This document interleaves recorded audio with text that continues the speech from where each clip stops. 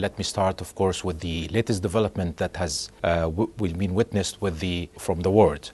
The aftermath of the standoff between the Pak army and the Indian army. In your military perceptions, how do you assess and perceive this standoff in the light of the military comparisons between the two armies? So I think the standoff, if we have to understand the standoff, we have to understand the genesis from where it's coming.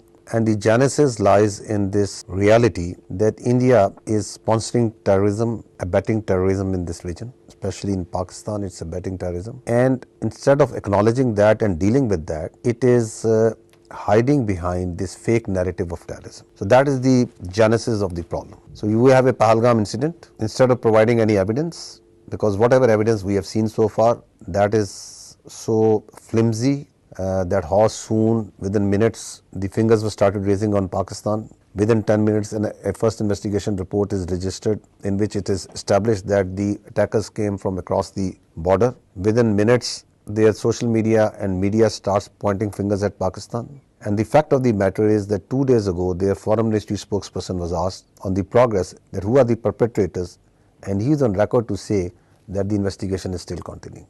That is the fact, that without having any evidence, and while the Pakistan is saying, the government of Pakistan came out very clear that if there is any evidence that you think is there that links it to Pakistan, you please provide it to any neutral body, to any credible, transparent body, and we are ready to work with it.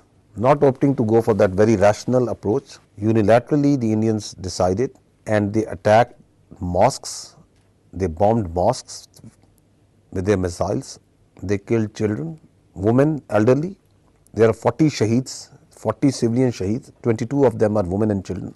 So this unilateralism of acting and behaving like the judge, jury and executioner, that is the genesis. While the fact of the matter is that India is the main sponsor and abetter of terrorism in Pakistan, whether it is the Fitna al-Khawarij, whether it is the terrorist groups which are operating in Balochistan. So this is from where it stems, this hubristic attitude.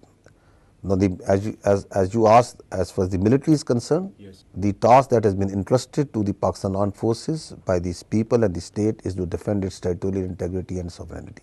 This is that honorable task that has been entrusted to us, and we will defend it at all costs. That's what we told, that's what we delivered. So Pakistan acted in a very mature manner. We gave a retribution that was swift, that was brutal, and that put sense in the adversary to dial down and come down and face the reality.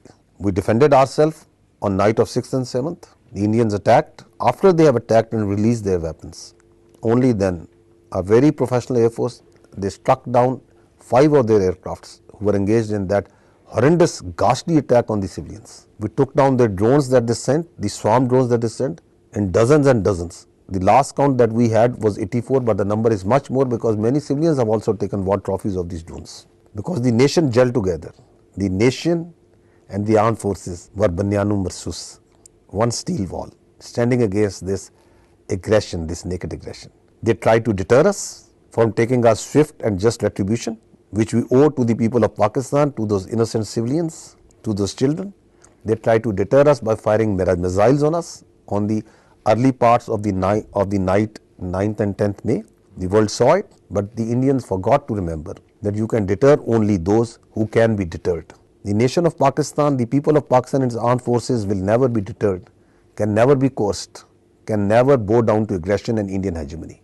And then you saw on the morning of 10th May that we gave the just retribution. That was again very mild, very responsible manner. We only struck at the military targets, not a single civilian infrastructure was targeted. We only struck those places which were part of that ghastly and cowardly attack that was made on the people of Pakistan. So it was a mild response, it was a just response, it was a proportional response. And we saw that then the Ministry of Defence spokesperson came, the Indian Ministry of Defence spokesperson came and asked and requested for de-escalation. So we, being who love peace, who love stability, we said why not? And the interlocutors and the international players also, after we have given the just retribution on their request and their intervention, So the ceasefire is now in place. The American diplomacy jumped in all of a sudden. We were actually surprised of the ceasefire operation. Who called the American president, and what was the basic talk between Mark Rubio, the foreign secretary, with the army chief, General Asim Munir? So you heard about in one of the presentation, our naval colleague said about the silent guy. Yes. Let me also talk about another silent guy who did a great job, and that was our diplomatic corps. This question is actually directed towards our diplomatic corps. Very finely, very astutely, in a remarkable manner, they engaged all. Why? Because we don't believe in violence. We are very sensible people. Our path is choice. Our first choice is peace. And the international community, and you talked about America, being the bigger players, being the mature and the senior players, they have a much better sense of what was at stake, what was going on. They had a very good sense of the resolve of the people of Pakistan. So rest, I think it's for the diplomats and our foreign office to comment on that.